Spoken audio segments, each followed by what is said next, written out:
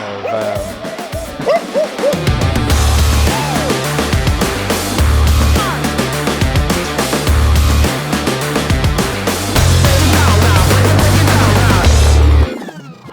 right, so as we're entering on the driveway side, we've got this black steel Ameristar fence that we did on both the perimeter fence for just boundary demarcations and security, and just to show off their property boundaries. And then we also did, for pool safety, the same matching fence around the pool.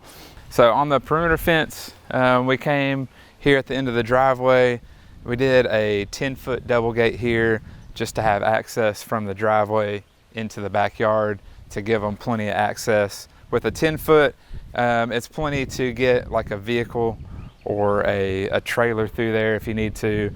It's not going to be a huge opening, but it's going to be enough if you open it up to be able to pull through there and have access back here. So if they ever needed to get any like playground or lawn equipment back here, or do any kind of or moving any furniture or anything inside, out back, or in the patio, then you could actually have good access back here.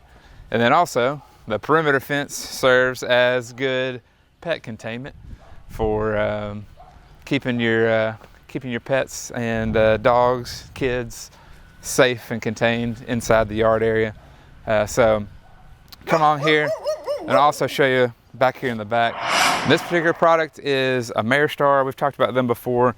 They are out of Tulsa, and they manufacture these metal steel fence panels.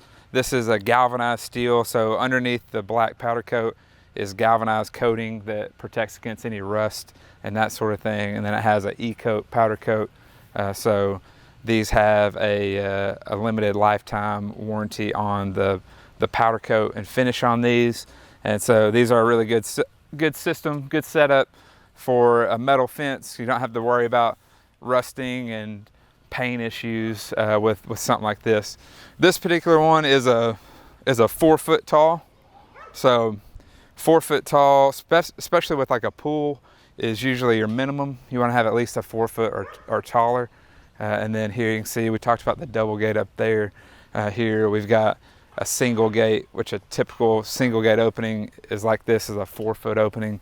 But this is just a path to be able to walk back here into the golf course area if they needed passage there.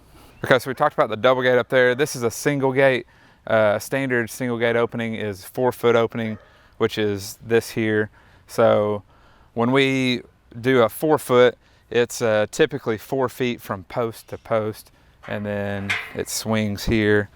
Now, with that, keep in mind when you're kind of planning your openings, you do have a little bit of hardware, about 1.5 inches or so, that takes up some space. So you can consider that if you're needing to plan for what you're getting through these gates. Is a 4 foot gate would typically be a 4 foot opening post to post, minus maybe 1.5 inches, 2 inches for your hardware clearance.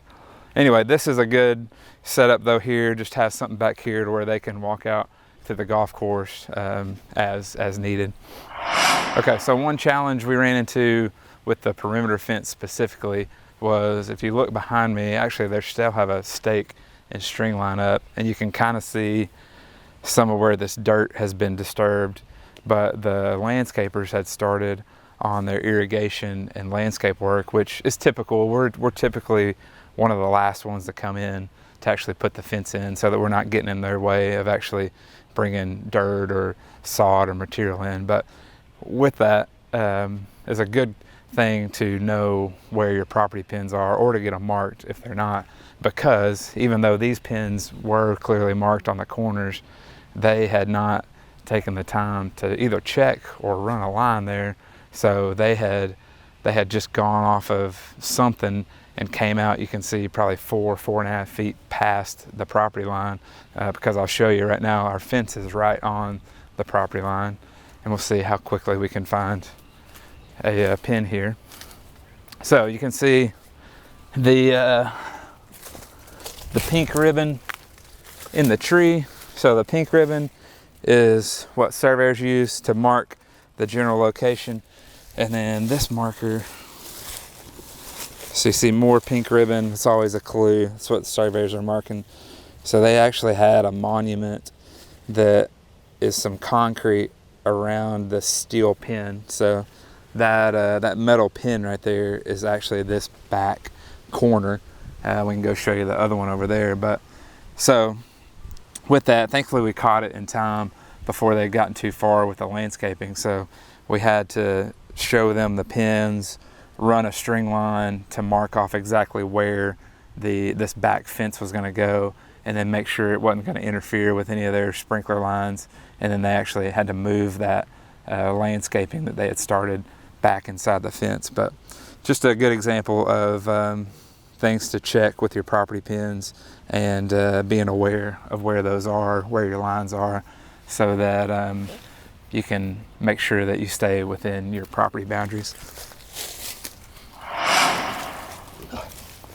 I don't know if you can fully get in there, but that one, they had tied off a ribbon up in the tree, and then that bottom ribbon is actually tied to the metal pin itself. So we were able to run a line from pin to pin and ensure that this back line was where it needed to be, and then work everything else off of that. So this one we can see, we ran down this line to stay inside of this landscaping, and then we went over to meet the wall that they have there to keep this fully enclosed back here in the backyard. All right, so for the scope of this perimeter fence, just for reference, that's about 350 feet around the perimeter, and with a walk gate and a double gate. And typically that takes about 2 working days over about a three-day period. We set posts one day, let the concrete set up, and then come back and install the panels and the gates. All right, thanks for checking out this fence project with us today. I hope that was helpful. Make sure to like this video, it helps out a ton, and subscribe to the channel for more fences just like this.